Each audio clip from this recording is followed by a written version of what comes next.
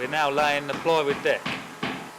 We put in 2 layers on, laid at 45 degrees one way and then 45 degrees the other, to give it a lot of strength, glued together with epoxy. And then we're going to be teaking on top of that.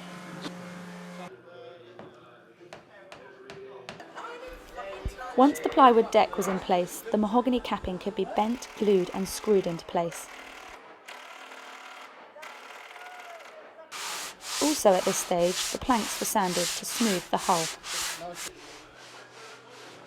The boat was starting to take shape again, and the teak deck could begin to be laid. The 12mm teak strips were bent into position and glued down with a special teak deck adhesive. Spacers were put in to hold the position, and wooden brackets were screwed in place to secure it while the thick epoxy set.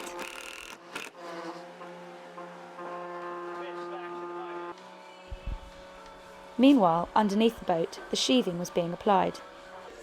Originally, Morning Cloud was anti-fouled with a mixture of copper and epoxy. More recently, fiberglass sheathing was put over the top of the original anti-foul. The whole lot had to be removed before the new fiberglass could go on and she could be anti-fouled.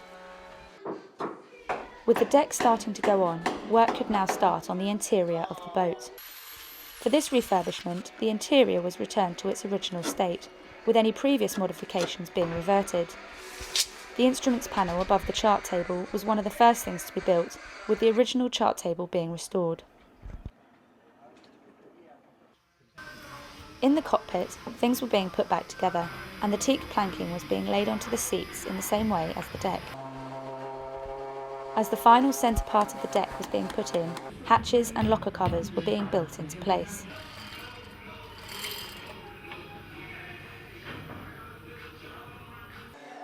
Each locker cover was constructed as part of the deck and then sawn out before being reattached by a hinge.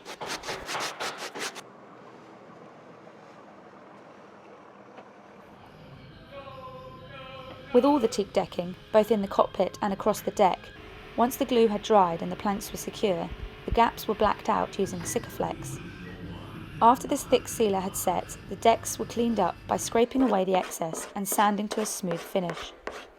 This long process was done in sections, and the deck was finally finished nearly 2 months after the first layers of ply had been laid down.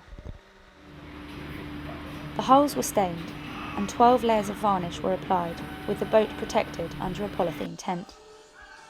While this work was going on, all dusty work up on deck had to stop, giving the team a chance to do a lot of the work inside the cabin.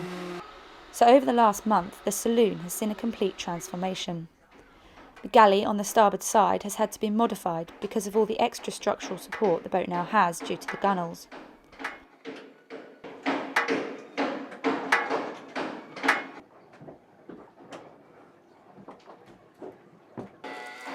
All the beams have been cleaned up and the electrics have been fitted.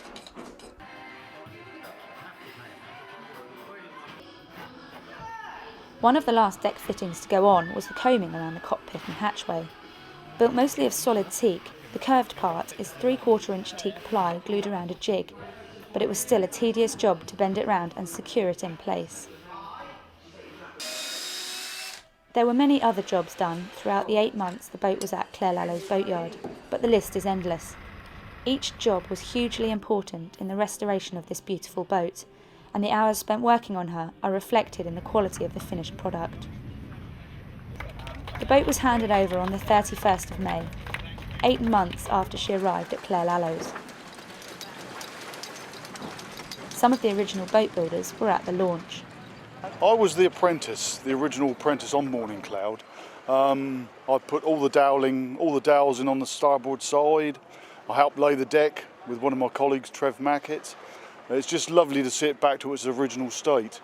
I came to see her last year and she was painted up, and I was a little bit sorry to see it like that, but looking at the restoration that's been done on it, it's lovely. It's synonymous with the Lallow build. We always used to do the high gloss finish on a mahogany hull, and it really looks lovely. Really, really pleased, it's nice. I mean, she looks very much today as she looked the day that she was originally launched in 1971, which is whatever it is, 37 years ago. It's nice to see that the boat survived that long and has been looked after and is still performing well. Yeah, it's been hard work and some long hours that we've put in. Definitely worth it, especially like the apprentices. I learn a lot from it, I think. So there's a lot of skills involved in putting it back together. Yeah, it's been a good project for everybody involved, I think. It does feel good to see it go in the water after a span of time spending on the boat building it. It does feel good to see it go. A lot of hours went into it. A lot of hours, a lot of overtime, long nights. It was very hard struggle, but we did it. We did it finally. And today's gone really well as well. It's gone in the water with Went down. no mishaps. It's nice to see. No problems getting off the cradle. It was all bucket. Nice to see everyone else here and all the older generation. Old people, yeah, the people who had to start with, the people who actually made the boat in the first place. It's nice to see all them here, and it's amazing. It's good, really good day. Good day. It's a good day.